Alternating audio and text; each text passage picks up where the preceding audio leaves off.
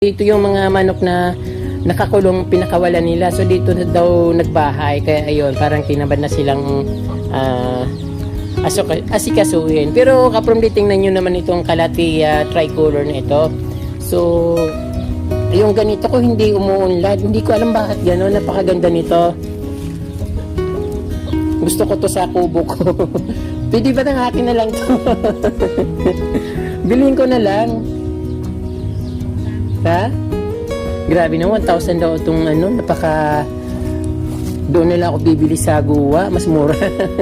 Napakamalang binta ng kapatid ko, 1,000 daw, hindi ko ayusin yung garden niya.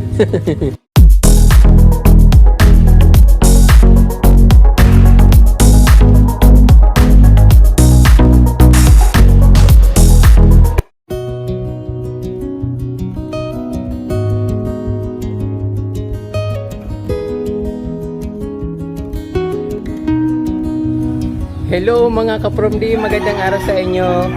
Binalakan ko yung kapatid ko dito sa yung dating binidyo ko, yung Inspired by Certified Promdi yung kanyang garden. Pero kung bago lang po kayo sa aking channel kapromdi, huwag niyo pong kalimutan mag-subscribe at i-touch po yung notification bell para updated po kayo sa aking mga bagong post. So ngayon kapromdi, ipapakita ko yung garden niya kung anong nangyari.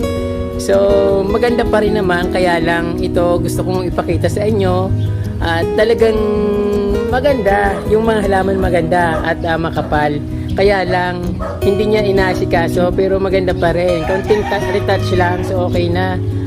Hindi ko alam bakit hindi niya inaayos pero saglit lang ito, okay na, parang putol-putulan lang ng konti at babalik na sa dati. At yung mga manok daw kasi pinakawalan kasi kaya ano nangyari, kinakahig yung mga halaman niya at doon na nagbahay sa mga puting bato na ginawa niya, na hinakot niya, na tinatambak niya dito sa kanyang garden. Kaya iyon.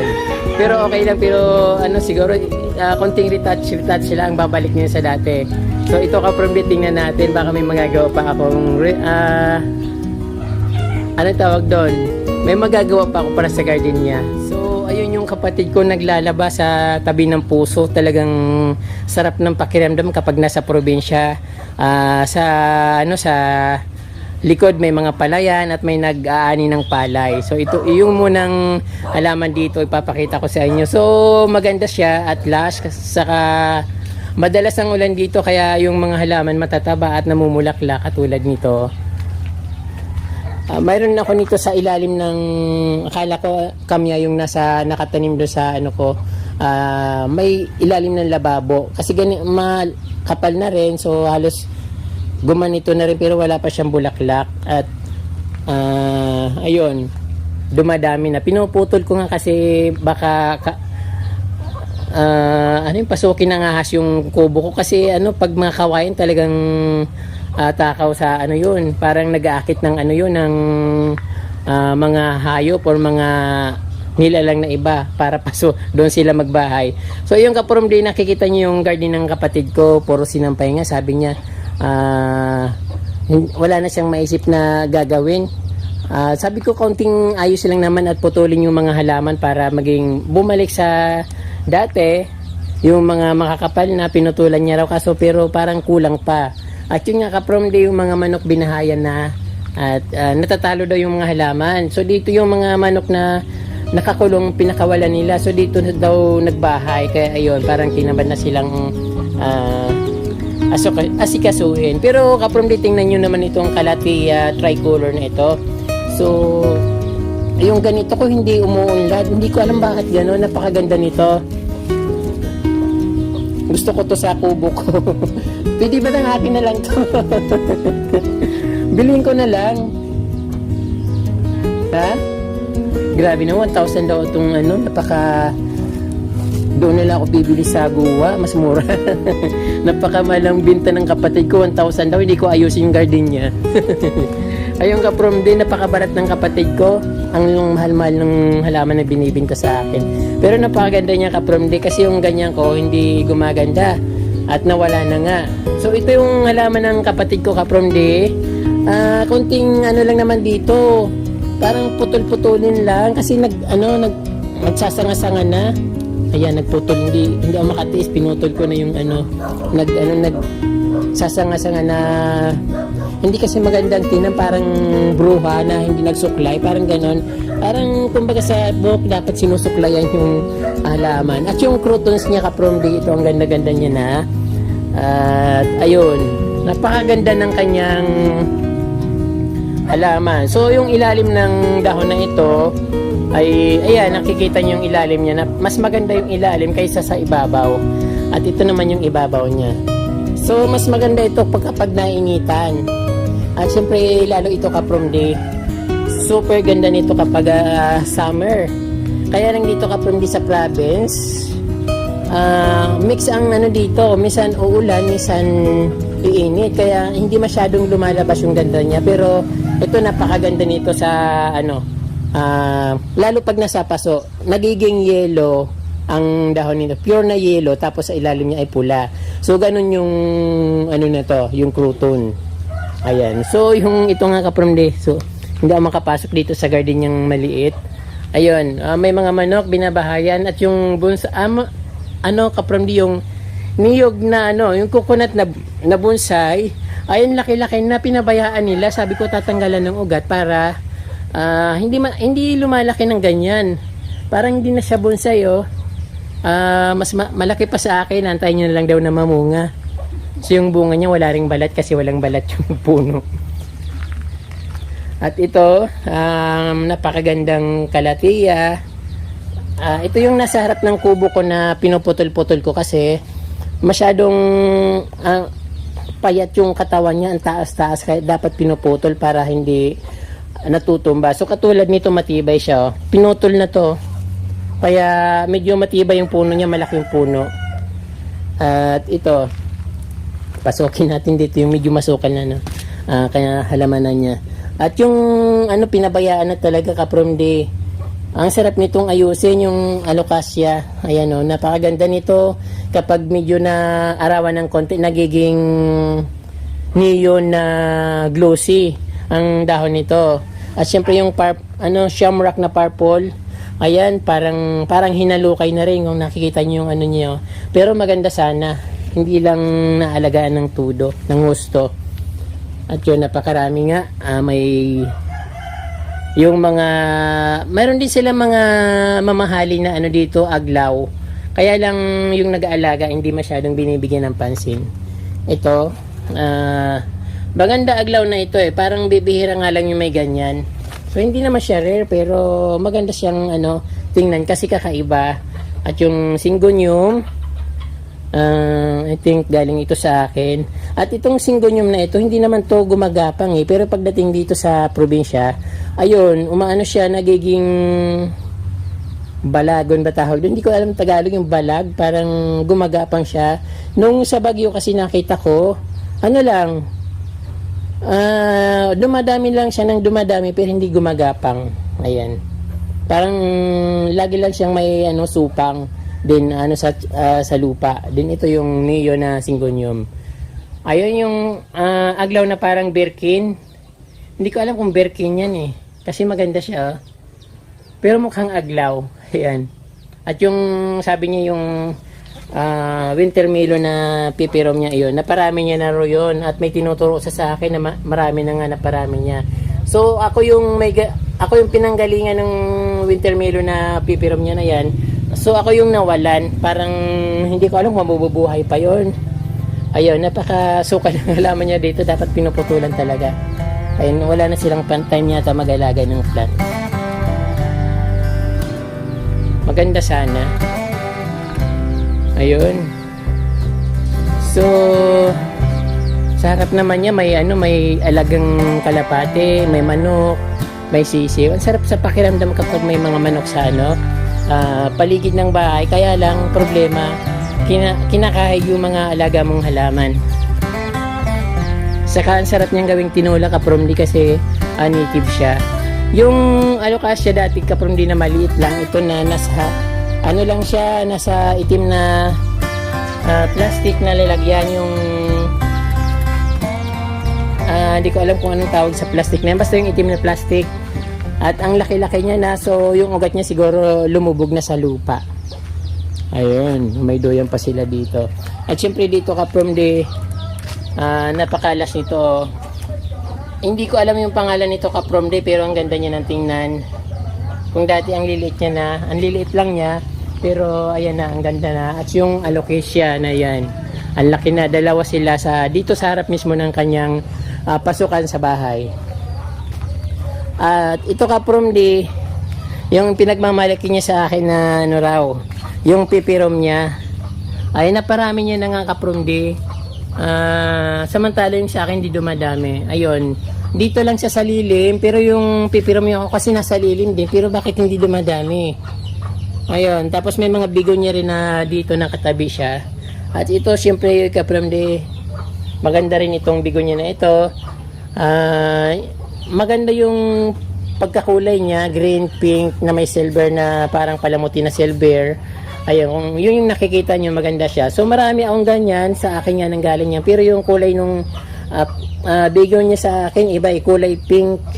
Pure na pink ang kulay niya. At syempre yung black velvet ka from the, sabi niya bibigyan niya ako nito. Hanggang ngayon wala pa, ilang buwan nang nakaraan, magkakalahating taon na wala man lang binibigay sa akin. Ayan. Then sa baba yung mga kalatiya. Ayan. Maganda sanang ayusin dito kasi maganda yung lupa dito, gumaganda yung mga halaman. Oregano, mga maya na rin. Sambong. Ayan, umano na sa bahay niya. Ang taas na din yung papaya.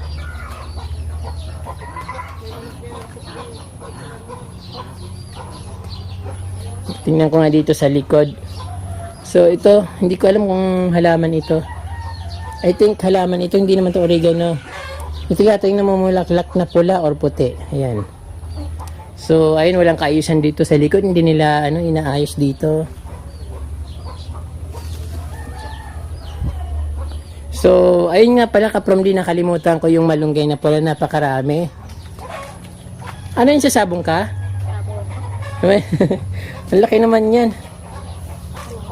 Ano nangingitlog yan? Hindi. Tulahin na natin.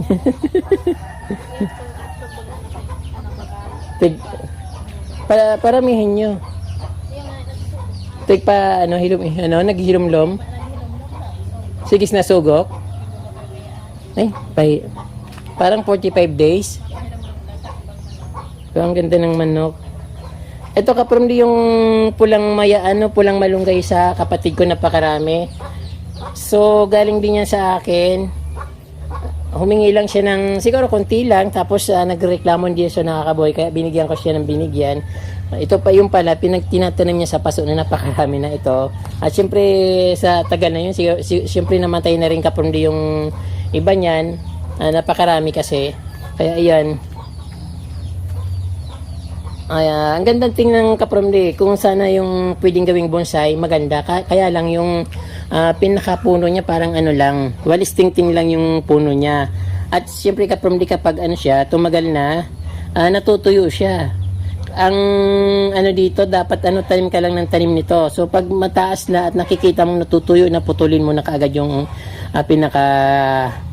niya, hanggang sa kalahati ng kanyang katawan para hindi na magtuloy-tuloy na mamatay, para umano ulit, magsanga ulit yung katawan niya. Din yung matataas, patuloy na rin para hindi na siya matuyo at magsanga ulit. Yun ang tekniko. Tapos yung dulo niya, ang katulad nito, dapat pinuputol na to kasi malapit na itong matuyo. So ito dapat itinatanim yung dulo niya para mas maganda. Kaso lang yung parami ng parami nga ang nangyayari, parami ng parami. Pero maganda naman tingnan, parang biruin mo kung ganito yung meron kang isang maliit na pabilog na parang, alam niyo na yung kaprom day, yung mag-form ka ng isang bilog na taniman ng na medyo malaki, parang malaking kawa ang dating niya, tapos punuin mo ng ganitong tanim, napakagandang tingnan. So pulang-pula siya lalo kapag nainitan. Ayan.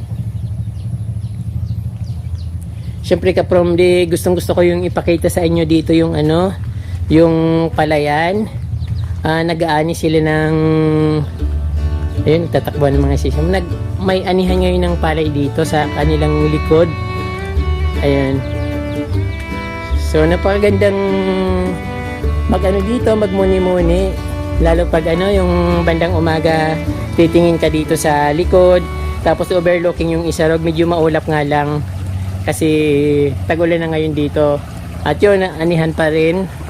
Nagmamadali silang anihin yung palay kasi baka abutan ng malakas na ulan. At yun.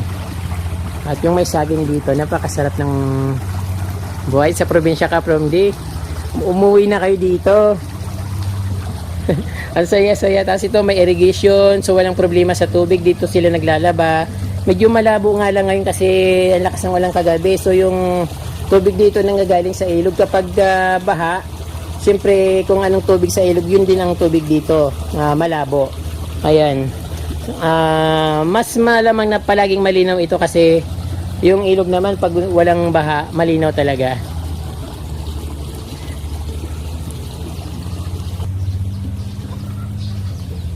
So, iniwanan yata ako ng kapatid ko, umalis na siya. Sa akin na lang yung doon. Yung ganito. Doon no, nasa ilalim, tigkakarayas man sana. May kung nagadan sa argo ka yan. Dahil ko aram ba't hindi nabubuhay yung halaman ko. Kukunin ko nga yun.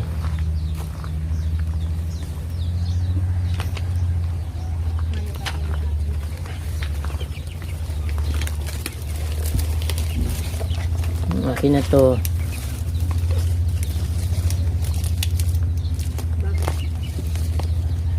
Iba pa man natira. Ito lang kunin ko sa Doang puon pala ni.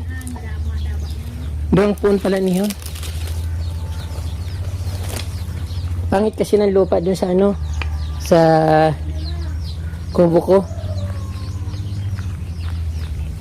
So yung kaprambi naka-ambush akong isang puno ng, nakalimutan ko ng pangalan nito alam ko to pero matagal ko na tong na tinitingnan palagi kasi gusto ko rin magkaroon ng ganito at nagkaroon nga ako, kaya lang hindi nabuhay. 3 bihis na ako nagtanom nito. Ayan, sana mabuhay na siya. Ayan po mga kapramdi, inyo pong napanood yung aking napakagandang vlog dito sa bahay ng aking kapatid. At medyo nga hindi na magandang lagay ng kanyang garden pero maganda pa rin. Marami pong salamat sa inyong kapramdi sa inyong panonood. Huwag niyo po sanang kalimutan mag-subscribe at i-touch po yung notification bell para updated po kayo sa aking mga bagong post. At syempre i-share nyo na rin para marami rin makapanood kapramdi. Marami pong salamat at Diyos mabalo.